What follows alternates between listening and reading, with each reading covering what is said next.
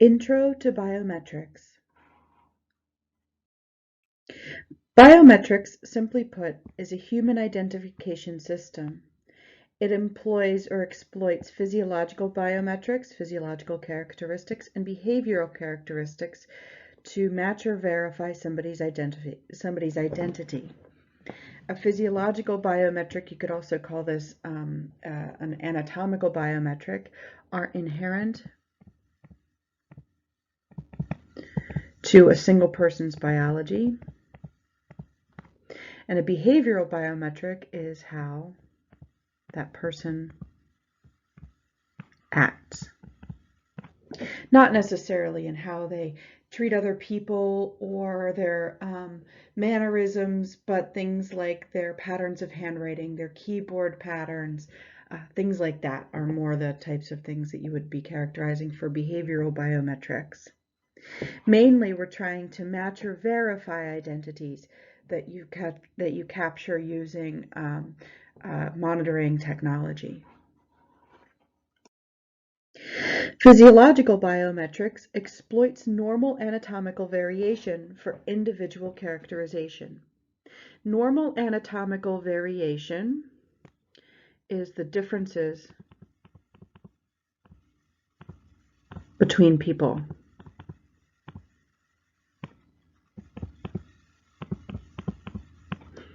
So I don't look the same as you don't look the same as your brother doesn't look the same as his best friend. Everybody looks slightly different inside and out. We all have the same parts, but they might just be shifted slightly differently. I might have an ulnar and a radial artery. The radial side is the thumb side of the hand. The ulnar is the pinky side.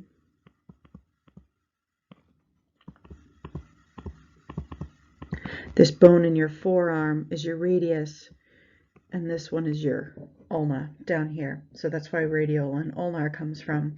You have an artery on both sides that gives blood supply to the hand. Where my radial artery is going to be in basically the same place as yours and your brother's and his friend's radial arteries, but not exactly. And if you can quantify and characterize that difference in normal anatomy, not pathological, nothing's wrong with it, it's just a little different. If you can quantify and characterize that difference, you could exploit those differences to characterize individuals. Examples of normal anatomical variation that we use to identify individuals include fingerprints. There's going to be a whole section on that coming up later. Hand scans, where you can look at the fingerprint-like prints on the person's hand. You can look at the creases, like if you look at your fingers, you can see where there's joints. There's little creases here. The exact pattern that those make are theoretically individual to each person. And the distribution and orientation of blood vessels, specifically veins, in a person's hand can be detected. Iris scans and retina scans are different types of eye scans. And facial scans, this is facial recognition technology where it maps your face as a whole or regions of your face to identify an individual person. Behavioral biometrics are less frequently used and much more experimental in nature.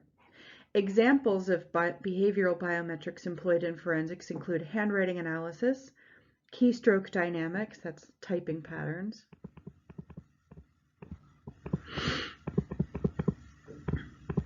the types of errors that you consistently make, how long you press down a key when you're typing, how long you take between different keys. That could all come up with a pattern of how you type specifically.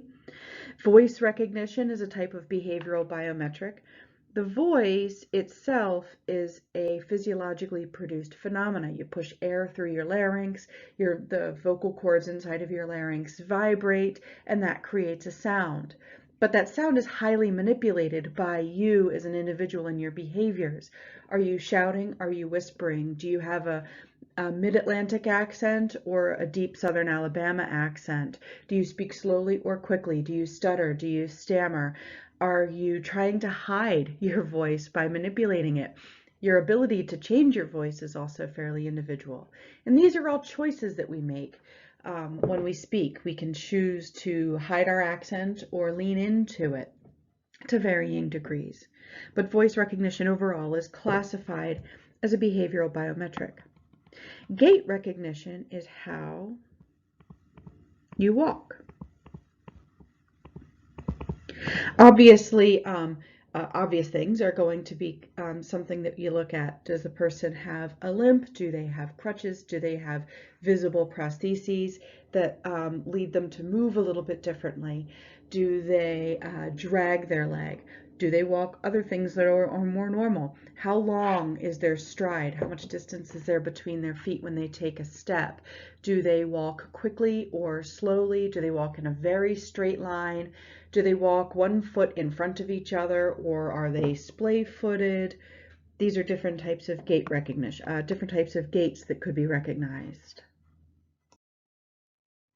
Biometric systems must enroll, process, and extract features, and then generate templates from those features. Storing whole data, taking a picture of somebody's eye or their face or their fingerprint, and then doing nothing else is inefficient, requires manual interpretation, a subjective interpretation by individuals, is highly subject to bias, and frankly just takes up an outrageous amount of storage space where you would end up spending so much time and money and spatial resources storing this data that it would become not worth it quickly.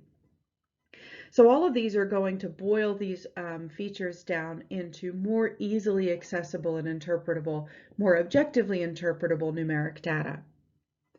Enrollment of personal data refers to the process of capturing a person's biometric data and storing it in a database for later use. You'll capture it with a sensor like a camera, take a picture of somebody's fingerprint or their eye, and then store that raw image in a database. Processing of enrollment data, processing of that picture, requires enhancement of only the relevant aspects of that data. So it's going to effectively blur out all of the stuff that's normal and unremarkable and display more vibrantly through a variety of different mechanisms depending on the software we're talking about, enhance the type of information that's really different or clearly identifying of a person. It'll extract features, so it'll take those enhanced differences and look for patterns in these process traits and interpret them using mathematical equations. These mathematical equations also can be different depending on what software you're using and are generally proprietary. From that information, the software will generate templates. It'll save the raw data from the above processes and convert it into a numerical, easy-to-read format. This format, just to simplify this to the most, as much as possible at the risk of oversimplifying it, you take an image, you reduce it down to a set of specific identifiable features, you turn those features into a numerical code, and then you store that numerical code for an individual linked to their identity otherwise, their name or their social security number or whatever. When you go to compare people's information, rather than going through the subjective process of looking at one picture and then looking at another picture and having to manually identify features yourself using your own unconscious biases and cultural preferences, you can instead compare two strings of numerical code and look for differences that way.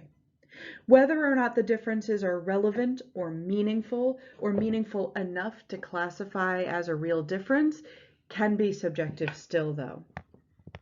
This process can be dynamic as well. It can feed back into the algorithm to help improve the algorithm used to generate identification of differences. It's like a machine learning kind of phenomenon. This is a very recent development in analysis of biometric data.